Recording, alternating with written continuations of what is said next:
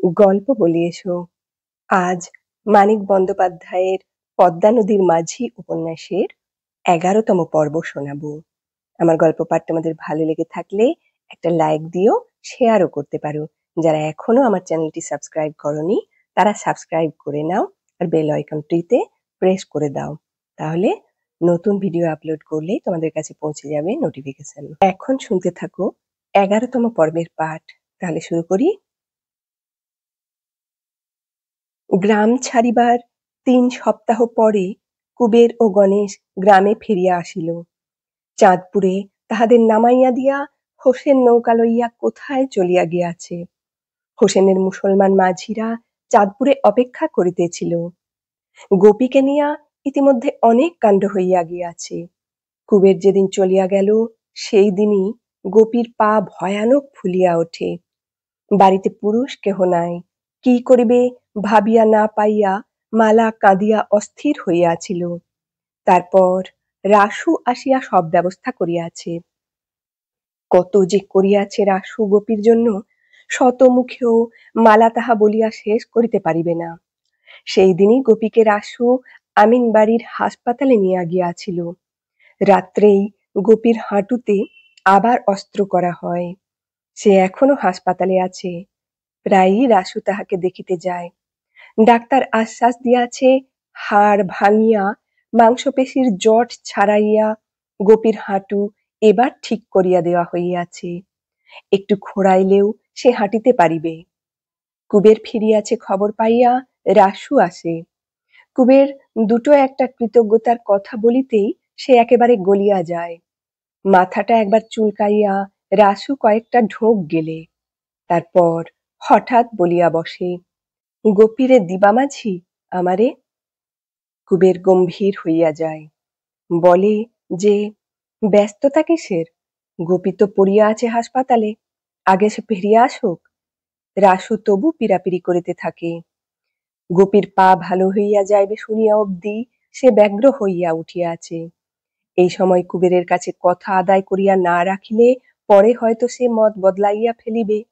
গোপীর পঙ্গুতা আরোগ্য হওয়া যখন অনিশ্চিত ছিল তখন কথাটা পাকাপাকি করিয়া নেয় নাই বলিয়া বড় এখন অনুতাপ হইয়াছে রাসুর। শেষে কুবের বলে, কাইল কমো রাসু। রাত্রে সে পরামর্শ করিল মালার সঙ্গে। পরামর্শ করিয়া স্থির হইল যে রাসু যদি ১.৫ কোটি টাকা পণ দেয় আর ২ কোটি টাকার গহনা দেয় গোপীকে তবে এ বিবাহ হইতে পারে, তার কমে হইবে না। পরদিন রাসু আসিল। কুবেরের দাবি শুনিয়া সে ভড়কাইয়া গেল। বলিল, অত টাকা কই পামু? কুবের তার কি জানে? এই কটা টাকা যদি সে বিবাহে খরচ করিতে না পারে, বিবাহের পর বউকে তবে সে খাওয়াইবে কোথা হইতে? রাসু মাথা নিচু করিয়া থাকে। মালা তাহার মুখের দিকে চাহিয়া বুঝি মমতা বোধ করে।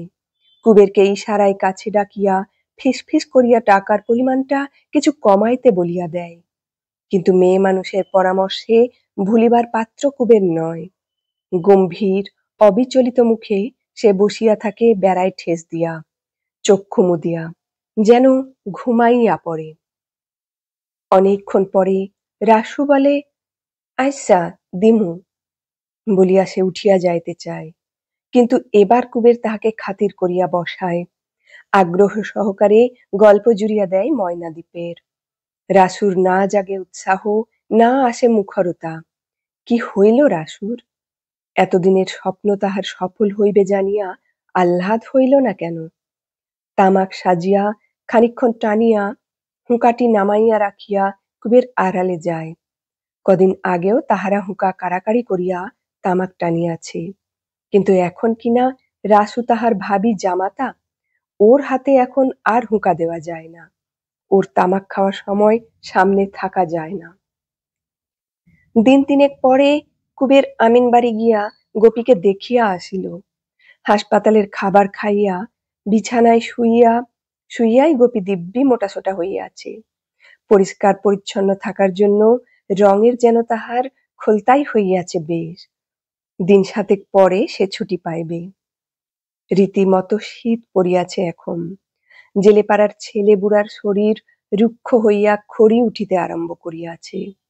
মালার চামড়া কিন্তু চিরদিন মসৃণ, হাজার শীতেও কখনো তাহার গা ফাটে না, কপিলারও বুঝি ফাটে না, যে তেলটাই কপিলা খরচ করে শরীরের পিছনে।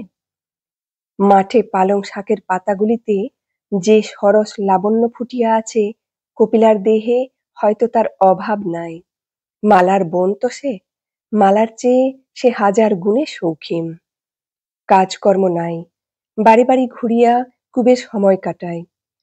প্রীতম মাঝির অসুখ হইয়াছে, বুড়ো বয়সে তাহার সেবা করিবার কেহ নাই, যুগী তাই আসিয়া বাপের কাছে আছে। প্রীতম সেবা গ্রহণ করে মেয়ের, কিন্তু দিবারাত্রি তাকে গাল দিয়া কিছু রাখে না। যুগীর হাতের জল খাইয়া চিরদিন নরকে পচিবার স্বাদ যে তাহার নাই, সবসময় এই কথাটা সে ঘোষণা করে, এবং ঘোষণা করিতে করিতে গলা কাঠ হইয়া আসিলে যুগীর দেওয়া জল খাইয়াই তৃষ্ণা মেটায়। প্রীতমের টাকা আছে অনেক, বলে টাকার লোভে যুগী তাহার সেবা করিতে আসিয়াছে, কিন্তু একটি পয়সা সে যুগীকে দিয়া যাইবে না।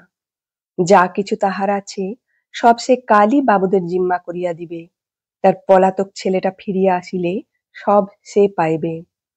ছেলেটা প্রীতমের ফিরিয়া আসিল বলিয়া রাসু একবার প্রীতমকে দেখিতে আসিয়াছিল।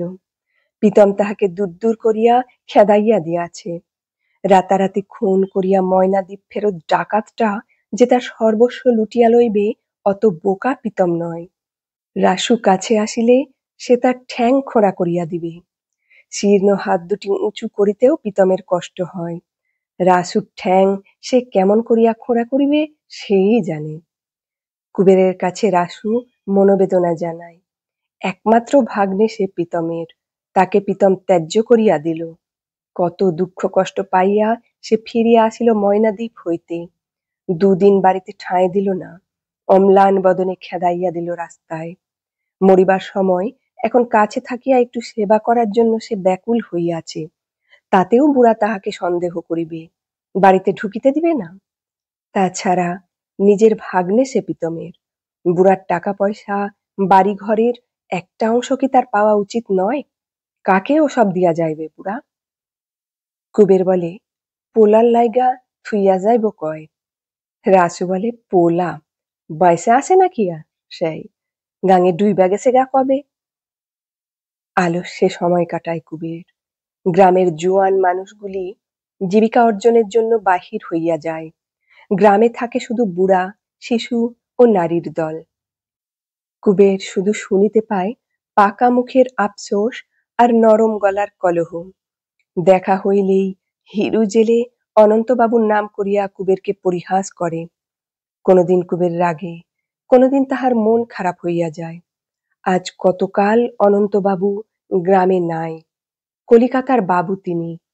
জেলে পাড়ায় রাত্রে স্কুল খুলিবার মতলবে কবে তিনি দু চারবার কুবেরের বাড়ি যাতায়াত করিয়াছিলেন, এখনো তাহা মনে করিয়া রাখা কি জন্য? শুধু কুবেরের বাড়ি তো নয়, কি পাগলামি মেজবাবুর আসিয়াছিল কে জানে।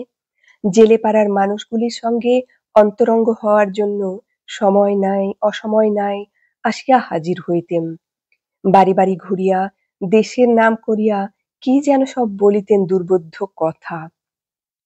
কতদিন নির্জন দ্বীপ্রহরে কত বাড়ির ভিতর হইতে মেজবাবুকে কুবের বাহির হইতে দেখিয়াছে।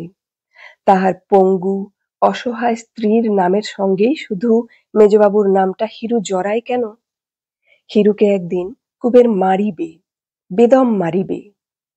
বাড়ি বাড়ি ঘুরিয়া সময় কাটায় কুবের, মনটা তাহার ভালো নাই। জগা মাঝির বউ যেন কপিলার অনুকরণ করিয়া হাঁটিতে শিখিয়াছে। ভিজা কাপড়ে পথ চলিতে চলিতে চমকাইয়া উঠিয়া পিছনে কুবেরকে দেখিয়া তাহার চোখে সন্দেহ ঘনাইয়া আসার আগে কুবেরের তো অন্যমনস্কতা ঘোচে না।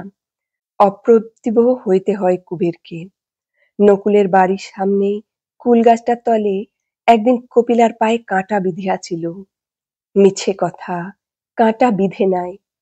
উফ বলিয়া কুবেরকে জড়াইয়া ধরিবার ছল সেটা কপিলার। কেতুপুরে দুর্গা প্রতিমা দেখিয়া ফিরিবার সময় সেদিন কি ছলনাই না কপিলা করিয়াছিল। গোপীকে আনিবার নাম করিয়া কুবের একদিন ভোর ভোর গ্রাম ছাড়িয়া বাহির হইয়া পড়িল।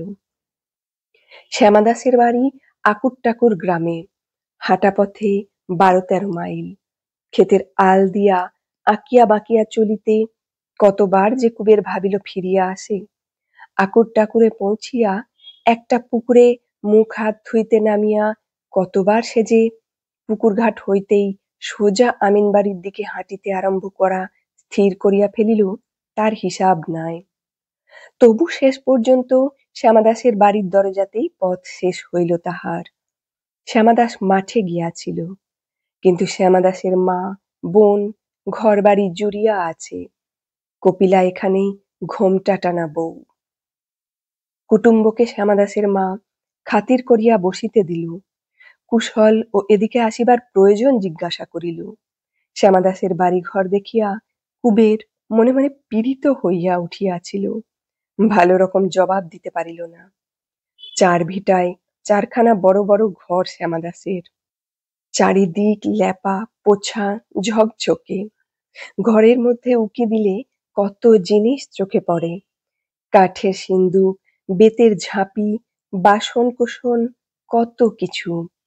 উঠানের এক পাশে ধানের মড়াই, অপর পাশে গোয়াল ঘর, লক্ষ্মীশ্রী মাখানো সম্পন্ন গৃহস্থের ঘর সংসার। কুবেরের ভাঙা কুটিরের তুলনায় বৈকুণ্ঠপুরী। বুকের ভিতরে টাটায় কুবেরের।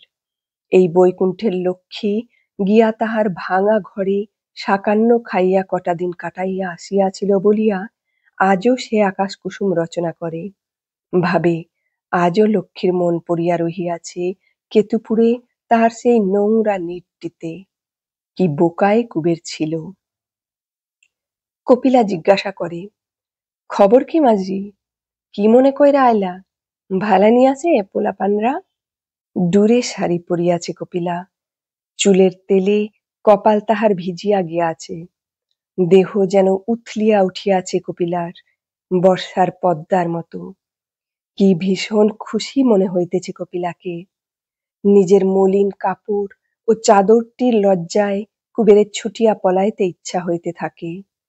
কয়েক মিনিট সাধারণ কথাবার্তা বলিয়া কপিলা আবার রাঁধিতে যায়। আরো খানিকক্ষণ আলাপ করিয়া কপিলার শাশুড়িও প্রস্থান করে।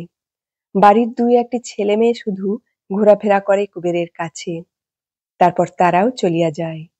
কুবের বসিয়া থাকে একা, বোকা, নোংরা, অপদার্থ কুবের। ময়নাদ্বীপে এনায়েত ও বশিরের কথা কুবেরের মনে পড়ে। মনে পড়ে জ্যোৎস্নালোকে হোসেনের কুটিরের দাওয়ায় বন্দি এনায়েতকে ভাত খাওয়ানো, যার জন্য দ্বীপের অধিবাসীদের কাছে কবার সে মার খাইয়াছে তারই আনিয়া দেওয়া ভাত। হোসেনের কল্যাণে কদিন পরে মিলনও তাহাদের হইবে, প্রকাশ্য, সামাজিক, আইনসঙ্গত মিলন। কি আশ্চর্য ভাগ্য লইয়াই একটা লোক জন্মায় জগতে। বসিয়া থাকিতে থাকিতে পথ চলার শ্রান্তিতে ঢুল আসে কুবেরের। আধ জাগা আধ ঘুমানো অবস্থায় সে স্বপ্ন দেখিতে থাকে। রচনা করিয়া চলে আকাশ কুসুম। সর্বশক্তিমান হোসেনকে সে যেন বলিয়াছে কপিলাকে পাইলে সপরিবারে সে ময়নাদ্বীপে গিয়া বাস করিবে। গণেশকেও বলিয়া সে রাজি করিবে যাইতে। হোসেন তাহার চিরন্তন হাসি হাসিয়া যেন বলিয়াছে, তাই করুম কবির বাই, তাই করুম, আইনা দিমু কপিলারে, তারপর যেন একদিন। কপিলা আসিয়া বলে, থাকবা নাকি মাঝি? কুবের বলে, না, 2 দিন থাইকা যাও, আইসো কেন কও দেহি? সুবচনীর হাটে যামু মন কইরা আইছি কপিলা, তা ভাবলাম তরে দেখা যায়। কপিলা মুচকি হাসিয়া বলে, সুবচনের হাট নাকি আইজ? কুবের বিবর্ণ হইয়া বলে, না, হাটে গিয়া ঘুমাইয়া থাকো গা মাঝি, কাইল হাট কইরা বাড়িত যাইও। বলিয়া কপিলা রান্নাঘরে চলিয়া যায়। কুবের উঠিয়া নামিয়া যায় উঠানে। লাউ মাচার কাছে গিয়া দাঁড়ায় সে। লজ্জায় মুখখানাতে তাহার মাচার উপর করা কালো হাঁড়িটার ছায়া পড়ে যেন। কপিলার সঙ্গে সে কেন পারিয়া উঠিবে? পদ্মা নদীর বোকা মাঝি সে। এক হাটে কিনিয়া কপিলা তাহাকে আরেক হাটে বেচিয়া দিয়াছে অনেক দিন আগে। দুপুরবেলা বাড়ি ফিরিয়া কুবেরকে দেখিয়া শ্যামাদাস খুশি হইল। দুজনে পুকুরে স্নান করিয়া আসিয়া একসঙ্গে খাইতে বসিল। অতিথি আসিয়াছে বলিয়া কপিলা আজ অনেক রান্না করিয়াছে, কিন্তু খাদ্যে কুবেরের রুচি ছিল না। কুবেরের হঠাৎ আসিবার কারণটা শ্যামাদাসও জানিতে চাহিল। কুবের এবার এক আশ্চর্য মিথ্যা রচনা করিয়া বসিল। হোসেন মিয়ার ময়নাদ্বীপে গিয়া বাস করিতে চাহিবে এমন যদি কেহ জানা থাকে শ্যামাদাসের, অনেক সুবিধা সেখানে বাস করার। বাড়ি ঘর, অন্ন বস্ত্র, জমি জমা সব এখন বিনামূল্যে পাওয়া যাইবে। 10-20 বছর পরে দ্বীপে বসতির বিস্তার হইলে তখন নামে মাত্র খাজনা ধার্য হইবে জমির। পুরুষানুক্রমে সত্ত্ব জন্মিবে জমিতে। শ্যামাদাস যদি 10 জনকে এই সুবর্ণ সুযোগের সংবাদ জানায়, আর কেহ ময়নাদ্বীপে যাইতে রাজি হইলে কুবেরকে যদি খবর দেয়, বড় ভালো হয় তবে। শ্যামাদাস অবাক হইয়া বলিল, চা বাগানের ঠিকাদারি নিছ নাকি মাঝি ভাই? চা বাগান? কিসের চা বাগান? শ্যামাদাস চলুক না, ময়নাদ্বীপ দেখিয়া আসিবে। আজই চলুক। তুমি যাও না কেন ময়নাদ্বীপী? শ্যামাদাস জিজ্ঞাসা করিল। কুবের থতমত খাইয়া বলিল, যামু, আমিও যামু। আজ এখানে থাকিয়া যাওয়ার জন্য কুবেরকে অনেক অনুরোধ করিল শ্যামাদাস, কিন্তু থাকিবার উপায় কি আছে কুবেরের? গ্রামে গ্রামে ঘুরিয়া তাহাকে ময়নাদ্বীপের বারতা প্রচার করিতে হইবে। সুবচনীর হাটের ভিতর দিয়া আমিনবাড়ির পথ। হাটের শূন্য চালাগুলি খাঁ খাঁ করিতেছিল। পথের ধারে স্থায়ী দোকান ও আড়তগুলি শুধু খোলা আছে। একটা খাবারের দোকানের সামনে নড়বড়ে বেঞ্চটাতে কুবের বসিয়া পড়িল। ভয়ানক শীত করিতেছিল কুবেরের। শরীরটা ছমছম করিতেছিল, আর চোখ দুটো করিতেছিল জ্বালা। হুড়মুড় করিয়া জ্বর যে আসিতেছে অনেকক্ষণ আগেই সে তাহা টের পাইয়াছিল। বেঞ্চিটা রোদে সরাইয়া নিয়া চাদর মুড়ি দিয়া সে শুইয়া পড়িল। ক্রমে অপরাহ্ন হইয়া আসিল।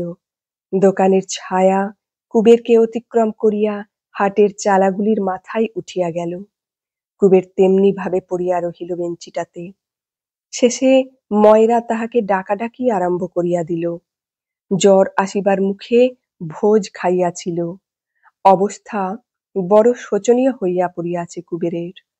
কপিলার স্বামী শ্যামাদাসের অবস্থা ভালো বলিয়া গরিব সে জ্বর গায়ে পথে নামিয়া আসিয়াছিল। এত জ্বর যে আসিবে কুবের তো ভাবিতে পারে নাই। মাথার মধ্যে যেন কুয়াশা নামিয়াছে, আর শব্দ হইতেছে গম গম। কোথায় কি অবস্থায় সে পড়িয়া আছে তাও মাঝে মাঝে গোলমাল হইয়া যাইতেছে সব। সমুদ্র তরঙ্গ, দুর্গাপূজার আলো, অন্ধকার একটা চাঁচের বেড়ার বাহিরে সারি সারি ঘুমন্ত মানুষ, বারবার জাল নামানো উঠানো, ঝাঁকে ঝাঁকে সাদা মাছের লাফালাফি, সব একাকার হইয়া যাইতেছে। ময়রা মুখের চাদর সরাইয়া দিলে কুবের আরক্ত চোখে তাহার মুখের দিকে চাহিয়া থাকে। বিড়বিড় করিয়া বলে, শ্যামাদাসের খবর দিবা? আকুর টাকুরের শ্যামাদাস। সন্ধ্যার পর কুবের আবার ফিরিয়া গেল কপিলার কাছে। তাহাকে বিছানায় শোয়াইয়া একটা মোটা কাঁথা তাহার গায়ে চাপাইয়া দিয়া কপিলা রাঁধিতে গেল। অন্ধকার ঘরে কুবের শুইয়া রহিল একা। শেষ রাত্রে ঘাম দিয়া কুবেরের জ্বর ছাড়িয়া গেল, সেই সঙ্গে ঘুমও ভাঙিয়া গেল তাহার। আর ঘুম আসিল না। একটা বিশ্রী বোটকা গন্ধে বড় অস্বস্তি বোধ করিতে লাগিল। অল্প অল্প আলো হইলে সে উঠিয়া বসিল। ঘরখানা খুবই ছোট। ঘরের অর্ধেক জুড়িয়া পাটের স্তূপ, আর দরজার কাছে প্রকাণ্ড একটা পাঁঠা বাঁধা। শুইয়া শুইয়া দাড়ি নাড়িয়া জাবর কাটিতেছে। শরীরটা বড় দুর্বল বোধ হইতেছিল কুবেরের। ধীরে ধীরে উঠিয়া সে বাহিরে গেল। কপিলা উঠানে গোবর লেপিতেছিল। বলিল, কিবা আছো মাঝি? কুবের ক্ষীণ স্বরে বলিল, জ্বর নাই। আমি এখন যামু কপিলা। এখনই যাইবে কুবের? এই ভোরে? নাইবা গেল সে আজ দুর্বল শরীর লইয়া? একটু সুস্থ হইয়া কাল গেলে হয় না? অন্তত কিছু খাইয়া যাক সে। এখনই দুধ দুহিয়া কপিলা জাল দিবে, একটু দুধ খাইয়া যাক। না, কুবের কিছু খাইবে না, প্রয়োজন নাই। পাঁঠা ও পাটের সৌরভে তার পেট ভরিয়া গিয়াছে। বিষণ্ণ মুখে কুবের মাথা নাড়ে। পদ্মা নদীর কূল ছাড়িয়া 10 মাইল তফাতে চলিয়া আসিয়াছে সে। মন কেমন করিতেছে তার। পদ্মার বাতাস গায়ে না লাগিলে, কেতুপুরের মেছো গন্ধ না শুকিলে সে সুস্থ হইবে না। কপিলা গোবর লেপা স্থগিত করিয়া বলে, গোসা করছো মাঝি? গোসা কইরো না। ঘর ভরা মাইনষের পাল, ঘর নিয়ে আসে আর তোমারে দিমু শোনের লাইগা। কুবের বলিল, হ রে কপিলা হ, বেজাল পারিস না, তোর বেজালে গাও জ্বলে। গাও জ্বলে মাঝি? গাও জ্বলে? হ জ্বলে। গরু ছাগল ভাবস আমারে তুই, খেলা করস আমার লগে। তরে চিনা গেলাম কপিলা, প্রণাম কইরা গেলাম তরে। কপিলা ফিস ফিস করিয়া বলে, চুপ করো মাঝি, বেবাকে শুনবো। যাইবা যাও, কি আর কমো তোমারে। এউক্কা কথা কইয়া দিই মাঝি, মাথা খাও। দিদিরে কথাটা কইও। কইও, কপিলা পরের ঘরের বউ। পরের শাসনে কপিলার মুখে রাও নাই। অতিথি কই থাকবো, অতিথি কি খাইবো, কপিলারে কেডা তা জিগায়। দোষী কইরো মাঝি, সাইপো, কিন্তু এই কথাটা কইও দিদিরে। মাথা খাও মাঝি, কইও। কার লগে কথা কস বউ? ঘরের ভিতর হইতে শাশুড়ি জিজ্ঞাসা করে। কপিলা চাপা সুরে বলে, যাওগা মাঝি, কেন আইছিলা তুমি? আমিনবাড়ির হাসপাতাল হইতে গোপীকে সঙ্গে করিয়া জলপথে কুবের গ্রামে ফিরিল। তাহার শীর্ণ চেহারা দেখিয়া মালা বারবার জিজ্ঞাসা করিল, কি হইয়াছিল তাহার? ফিরিতে এত দেরি হইল কেন? প্রশ্নগুলিকে এড়াইয়া গেল কুবের। অল্প সময়ের মধ্যে অকস্মাৎ অনেকগুলি বিচিত্র অভিজ্ঞতা কুবেরকে যেন নতুন মানুষ করিয়া দিয়াছে। নদী ও নদী তীরের একটানা জীবনে তাহার গত কয়েকটি মাস চিরস্মরণীয়। কোথায় ছিল কপিলা? কোথায় ছিল আশ্বিনের ঝড়? কোথায় ছিল ময়না দ্বীপ? সব একসঙ্গে ভিড় করিয়া আসিয়াছে তাহার জীবনে। গ্রামে ফিরিয়া কুবের দেখিল, রাসু ইতিমধ্যে প্রীতমের সঙ্গে ভাব করিয়া ফেলিয়াছে, যুগের ছেলে হইয়াছে। প্রীতমকে কে আর দেখিবে? কাজটা তাই পাইয়াছে রাসু। যুগীর মতো রাসুকেও সে সর্বদা শাপান্ত করে। রাসু নীরবে সেবা করে বুড়ার, রাগও করে না, দুঃখিতও হয় না। রাসুর ধৈর্য দেখিয়া কুবের খুশি হয়। প্রীতম খুশি থাকিলে রাসু হয়তো কিছু পাইবে টাকা করি, গোপীরই ভালো হইবে তাহাতে। এমনকি প্রীতমকে দেখিতে গিয়া তার কাছে রাসুর কিছু কিছু প্রশংসাও করিয়া আসে কুবের। বলে, মনটা ভালো রাসুর, দয়া মায়া আছে রাসুর বুকে, নকুল টকুলের মতো পাজি সে নয়। প্রীতম শোনে, কিন্তু বিশ্বাস করে না। বলে, ওরে তুই চিনস না কবির, ও ডাকাইত, একদিন আমার বুকে চাকু মাইরা সর্বস্ব নিয়া পালাইব হারামজাদা। তুই আছস কোন তালে? কুবের প্রতিবাদ করে, না, রাসু সেরকম নয়, বড় ভালো রাসু। কয়েকদিন পরে হোসেন মিয়া ফিরিয়া আসিলে কুবেরের অলস দিনগুলি শেষ হয়। রকমারি ব্যবসা হোসেনের। ধান, পাট, বিড়ির পাতা, তামাক, গুড়, চিনি, মশলাপাতি একবার এক এক রকম বোঝাই নিয়া কুবের বন্দর হইতে বন্দরে যাতায়াত করে। গোয়ালন্দের অপর তীরে একবার 700 ছাগল আসিয়া হাজির। সারা দিন ধরিয়া কুবের তাহাদের নদী পার করিল। ছাগলের গন্ধে বারবার তাহার মনে পড়িতে লাগিল কপিলার বাড়িতে এক কষ্টকর রাত্রি যাপনের কথা।